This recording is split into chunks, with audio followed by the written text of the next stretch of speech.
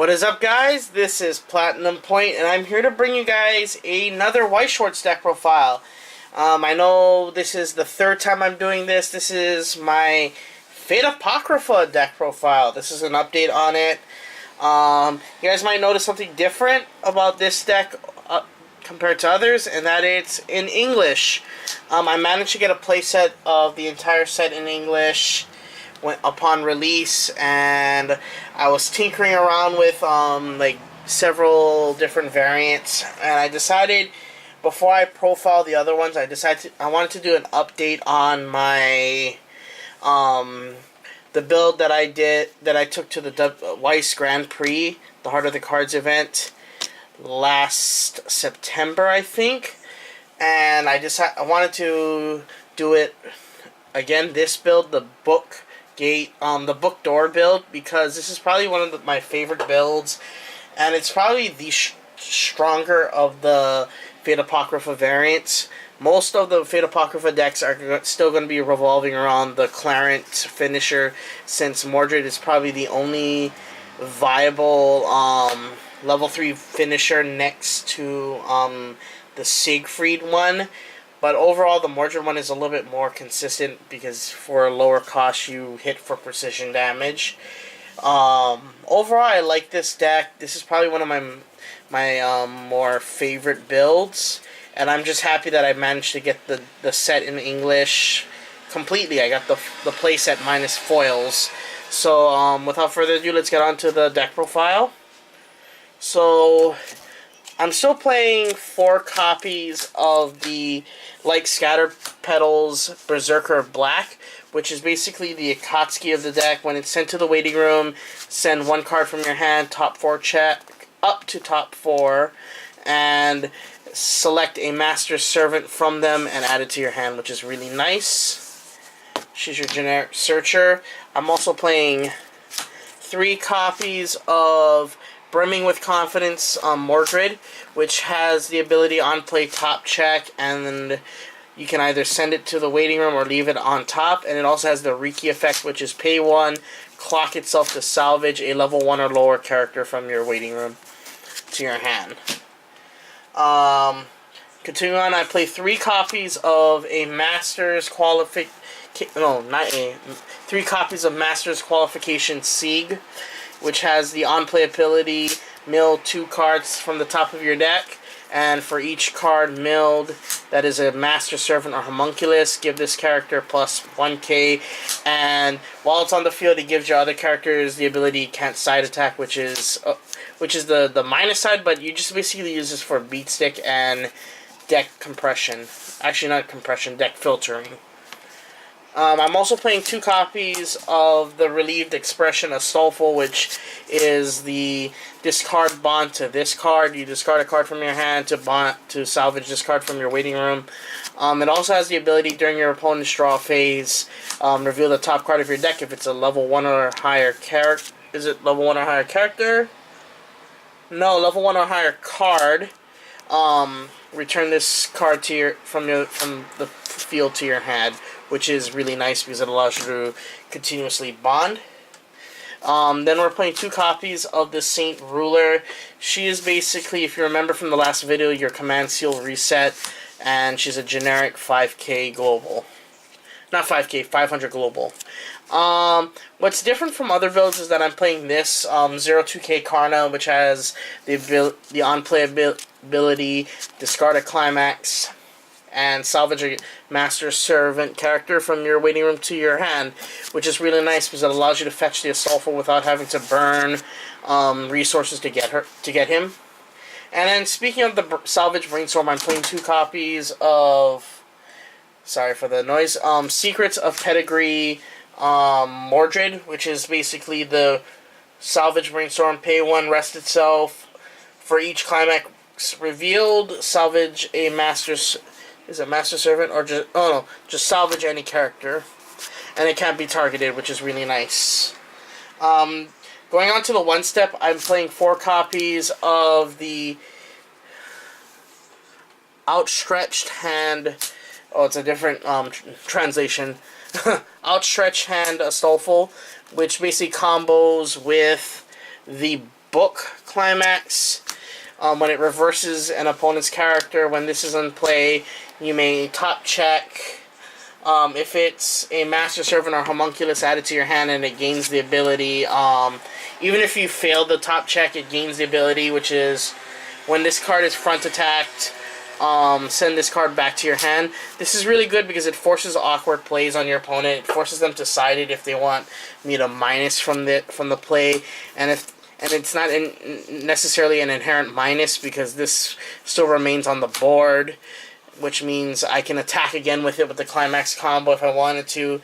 But the main thing is that it allows you to deck compress while at the same time denying your opponent on reverse searches or on reverse climax combos, which is really nice. And it also puts a defensive element because your opponent doesn't get the bonus soul, so they'll have to trigger a soul or play a climax just to swing for 2 soul. So they don't get the free direct damage since it's still considered a front attack. Continuing on, I play 2 copies of the Savagery Jack the Ripper, which is basically on play, top check. You may put that card either back to the top or to the bottom of your deck. And when it gets reversed, if the character is a cost 0, you may bottom deck that character, which is really nice. So this deals with problematic level 1s. I'm also playing 2 copies of the Bridal Crest Frankenstein, which has the ability, when you play an act ability, it gains the ability on reverse blind stock. Send the top card of your deck to stock, which is really nice. It helps not only compress your deck, but set up your future plays. We're also playing 2 copies of with my Command Seal Ruler, which has the on-play ability, give a Master Servant or Homunculus character plus 1500, which is really nice because it helps the Astolfo get over things, since you usually will play to help the 1-0 Astolfo hit for nice damage and also get its effect off, since it's only a 5k beat stick, which is really depressing, but it's still not bad. It also has the on-attack ability, pay 1, flip a card in your level face down, which is your Command Seal, and give your other characters plus 1 soul, which is really nice because it helps set up your ideal end game finishing, since it allows you to hit precision damage nicely with the Fafnir and Mordred combo. For the level 2, I play the 2-1 Frankenstein Anti-Change Backup.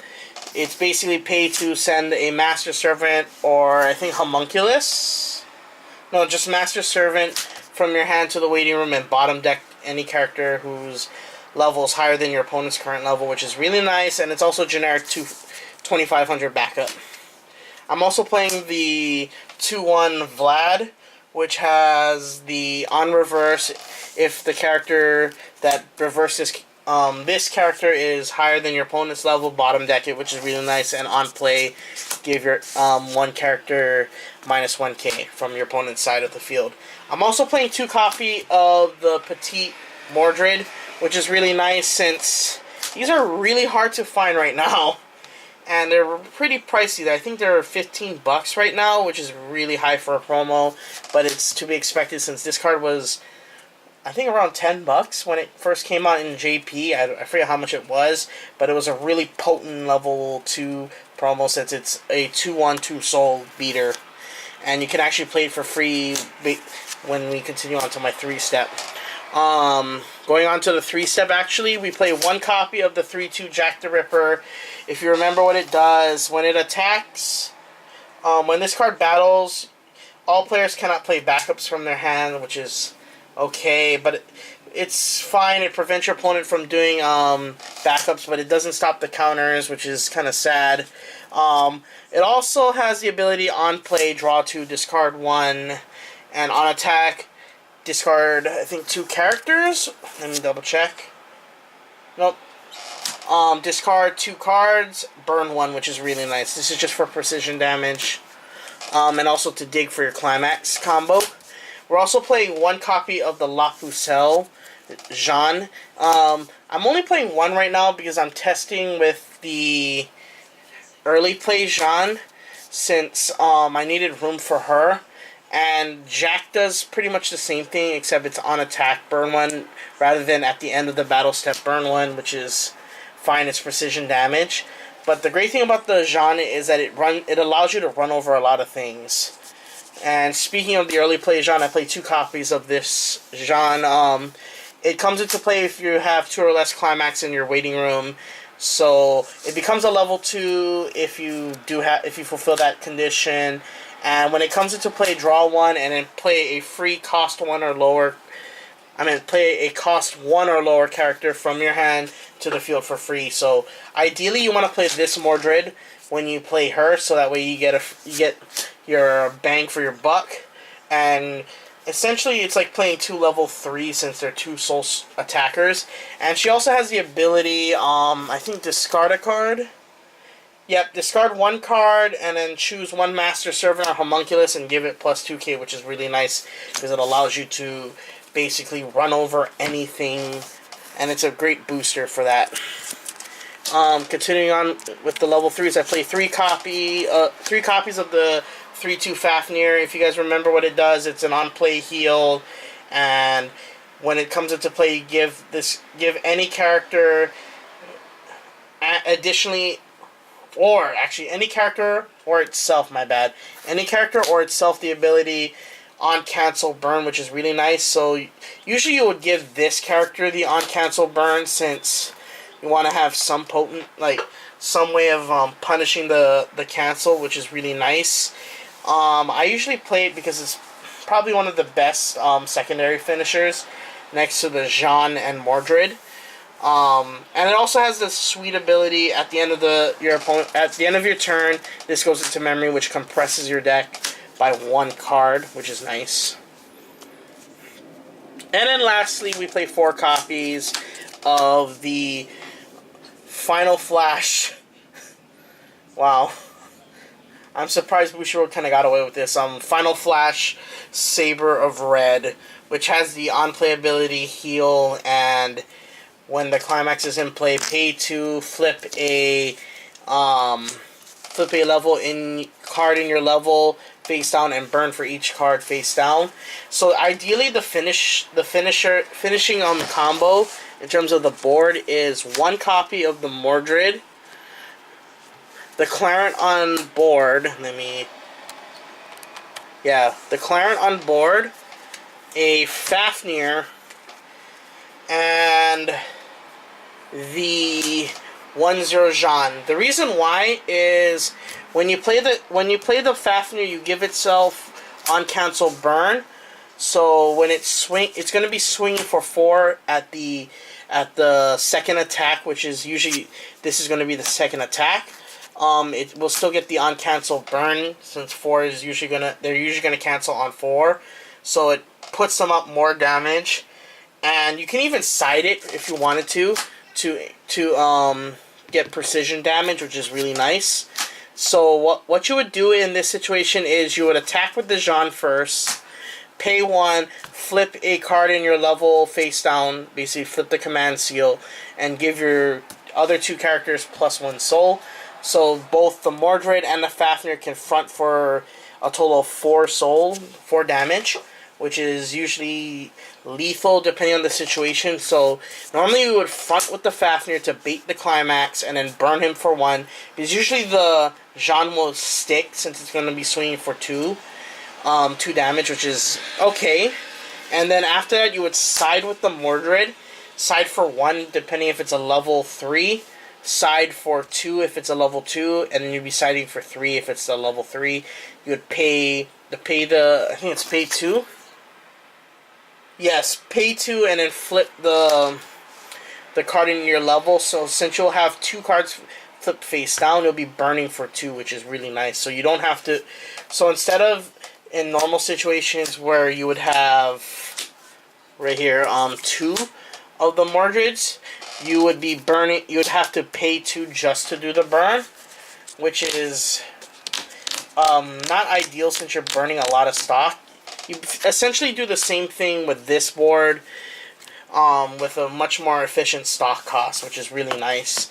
And you're usually going to be swinging for lethal in this situation, and if you don't, they're usually going to be at refresh, and if they're at 3/6, they're going to die anyway. So that's the ideal situation. Yeah, another play you could do is you play the Jean instead, and you side with the Jean, so that if the Jean sticks and the Mordred cancels, and let's say they're at 3/6, you're still burning them for 1 when the Jean resolves, which is really nice. Because if that's going to be lethal damage, and you basically essentially killed them at the end of your turn, which is also kind of a dick move. But overall, the deck is really nice. I will be showing off more combos later on more finishing, like how to finish with this deck, because it's actually pretty nice the ways you can finish with this deck. I've been testing out multiple ways this deck could actually end the game, but overall, what this deck specializes is finishing games, which is basically what most Weiss decks tend to do. But this deck just does it in a funnier way. So, don't forget to rate, comment, and subscribe. And smash the like button. And the next Weiss deck profile that you guys will be seeing is a Last Shot Xenon deck profile. I actually picked up the entire the entire set of the Last Shot combo. I also will be doing a Standby Switch deck profile and a Gold Bar Switch, which is something I've been testing around. So stick around for that. As for Yu-Gi-Oh videos, I've been on a hiatus from Yu-Gi-Oh, mainly because my favorite deck did get hit, Pendulum Magicians, but I know the deck is still functioning, so I'll be doing videos mainly on Pendulum Magicians since it's my favorite archetype. But that's just the only thing I'll be doing for Yu-Gi-Oh videos. For Pokemon, I will be doing another deck profile. It will be on my Zoro Oswald deck that I've been playing around with. I will also be showcasing my Zoroark Gardevoir list for the post-rotation. I've been tweaking it for a while, and I think it's time to showcase that. I will also be doing a Zoroark Greninja deck and my Zoroark Bayonet deck. So there's going to be a lot of Zoroark decks, I know. But it's one of my favorite Pokemon in the set. So don't forget to rate, comment, and subscribe. Peace out, YouTube, and stay on point.